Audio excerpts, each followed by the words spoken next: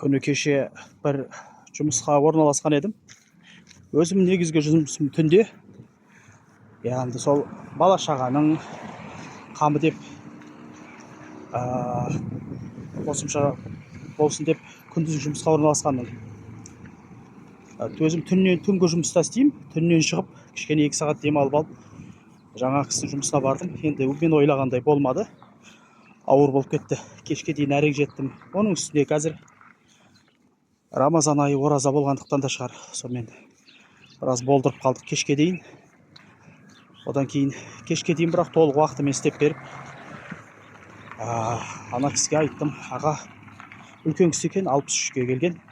Бірақ енді бай, ерекше бай енді. Жай бай емес та ол деген. Аға, осындай шамам келмей қалды, аға. Кешіріңіз. Маған ауыр болып кетті. Мүмкін болса, осы бір күндік еңбек ақымды берсеңіз, істей алмайды екен деп айтып едім.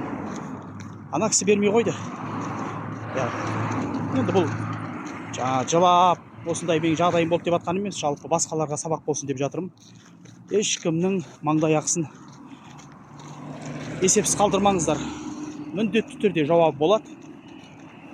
Есесі қайтады. Сол себепті қалай десек болады.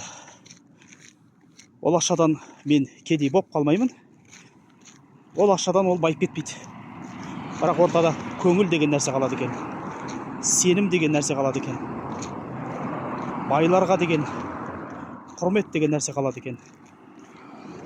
Ол кісінің атын атап түстемей ақ қойын. Оның қажеттілігі де жоқ жалпы. Ойбай, мен осындай болып қалдым деп атқан емес, жалпы. Осы видеоны көріп отырған басқа да бір ауқатты адамдар болса, мүмкін сондай ниеті бар болған болса, мүмкін сондай жасаған болса, қайтару керек өзіміз ондай нәрседен. Ол Құдай ғой, дәрежені көтеріп, дәрежені түсіріп тастайтын.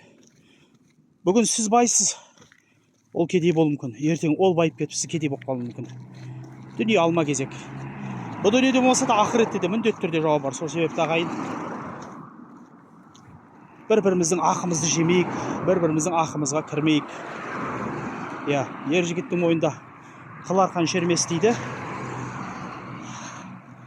Ер жігіттің басына нелер кетіп, нелер кетпейді деп қоямыз. Жарайды дедім да, жазып жібердім. Аға, енді сіздің мазаңызды алмайын. Бірақ сізді Аллаға тапсырдым деп, сонымен бұл істі жауып қойдым. Ол кісі де сол жауапқа риза болғандай үндемей қоя салды.